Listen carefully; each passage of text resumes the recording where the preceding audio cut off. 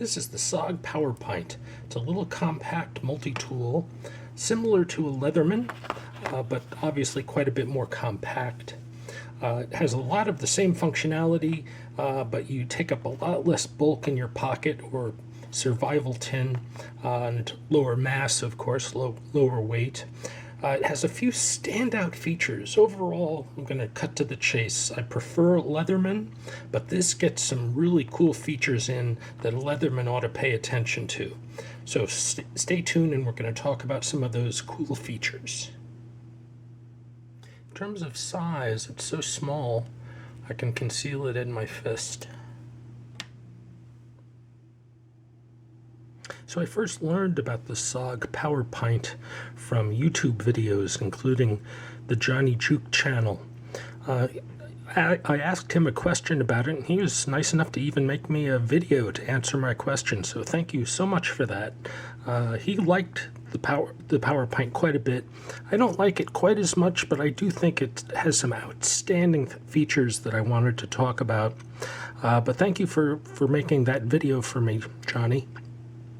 Anyway, these are the different sizes of multi-tools. Obviously, this is what you'd like to carry for size and weight.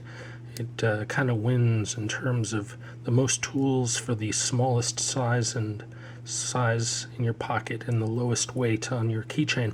This is a Micra. It's made from a Leatherman Micra, but it's half size. It has all the tools except scissors. I learned about that from Noah Spurrier, but I have a video on how to make it, including adding some extra tools to it, including a pin. That's what this yellow holder is on the tweezers. So check out my video on the Micra if you want to learn about how to make that. The Powerpint is just a little bit bigger, but it comes with a fully usable set of pliers. It's kind of 4-finger grip, just barely, maybe 3.5-finger grip.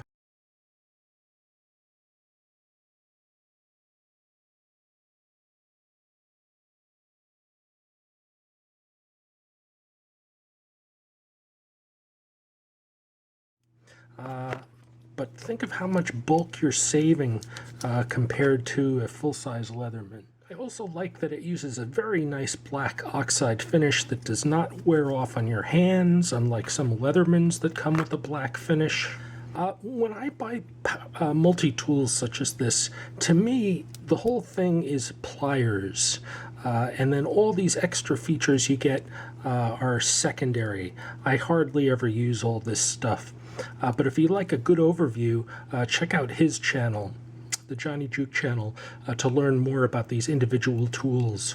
They're not perfect, but they do have some strong points. For instance, I like that the knife is one-hand accessible. That's kind of cool. I like that it snaps into position, so I'm much more likely to do power cuts on a knife that actually locks, which is nice. In order to release the lock, you either pull one other tool open and then that releases it, or you push right here. That also releases the lock.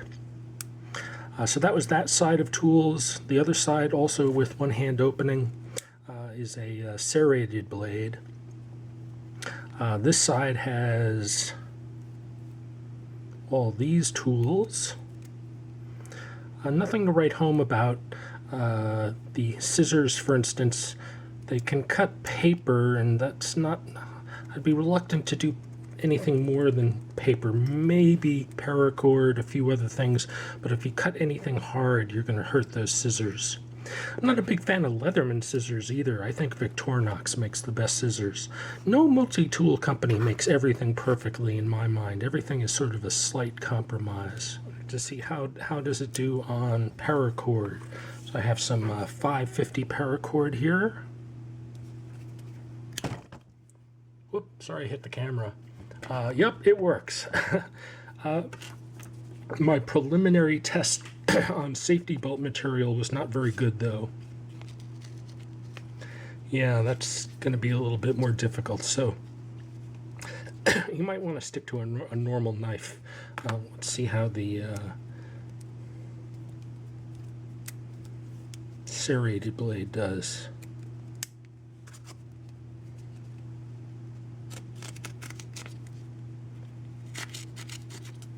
Yeah, it works. Not as good as that Victorinox I recently reviewed, but it can cut through safety belt material. So in an emergency, if you're in a car crash and you need to get out of a safety belt that's jammed up, you could use that. But the pliers come to a nice precise tip. I like that. They're very tiny too, so you can really reach into very tiny areas if you need to get at something very small and hard to get at. I also like that there's a crimp down here. Most Leathermen don't really have much of a crimp area there. I mean, you can sort of squish stuff right here, but there are no teeth. And I've saved the best for last. My biggest gripe on Leathermen is they do not really support using what do you call it, full-size bits. They have their own system, but who wants to adopt a new system? No one. So I've always disliked that Leatherman. For Leatherman, it was always sort of a backdoor solution that never worked perfectly for me. I'd much rather be able to work with normal size bits. And guess what? This does it. If you look here, you close this, you stick this in here. Oh my goodness. That's why I bought this. The fact that it'll take actual interchangeable 1/4 inch bits, which is nice. Or you can use these extensions if you want. So you have a really functioning screwdriver that takes any bit under the sun, and when the bits wear out, you just buy a new one, and they're cheap, whereas buying those Leatherman bits can be kind of expensive. It has a magnet in the bottom here. It kind of just barely holds onto it. It's not a very strong magnet. You can actually see the magnet. There it is. So I thought that was a really cool feature. And the main reason I bought this, besides the fact that it takes interchangeable bits, is unlike other Leathermen that will not fit my portable tins, this one will. So if you want to make a little mini portable tin kit, a tool kit from an Altoids tin, the Powerpint will work. So there's my little micro summation review of the SOG Powerpint.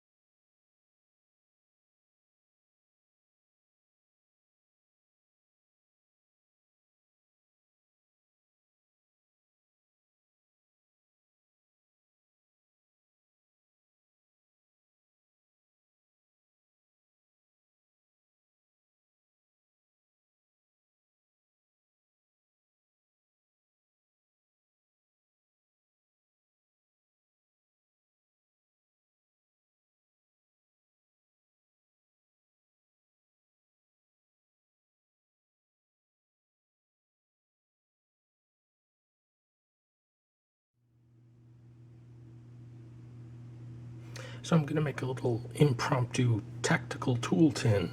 Here's one example. This is a permanent one, so I have black electrical tape around the circumference to keep it watertight, and a supply of electrical tape. So this is sort of a permanent one, but we're going to make a quick temporary one here. Out of one of these clamshell cases that you can buy on Amazon for holding bits. They hold 32 bits total. about 10 bucks or so from various vendors. You can take one of these and cut them with a razor knife. This is one that I cut, and I made this little bit kit. It fits nicely in the Altoids tin, holds 16, I believe, bits. 1, 2, 3, 4, 5, 6, 7, 8 times 2. Yep, 16 bits. So that gives you 16 bits. Here's the extender for it. We have a flashlight. I'm going to use a red flashlight because this is going to be for a stealth mission. So we put the Photon Freedom. It has a covert nose to protect the light from escaping to the side, so you're less noticeable in Black Ops. So first we put that in. Next we put in the Powerpint. This I find the best way to put this in is to sort of squish this inward slightly, like so, and now it fits like that. And I just used my razor knife, my Mack 2 razor knife, which is a razor blade knife that you carry on your keychain. It's locked from deployment while it's on your keys, so you don't have to worry about it opening up while it's on your keys. But when you take the lock off, then you can deploy the sharp part. But anyway, without the keychain attachment, I designed this specifically so it will store in an Altoids tin, such as this one right here. Close that. Then we put on a final, what I call a squash clamp. All toolkits should have a roll of duct tape. I wrote down the length, which is 1 meter. I don't know if you can read that. And this just protects the tin. Also gives you a supply of duct tape, Gorilla Tape to be specific.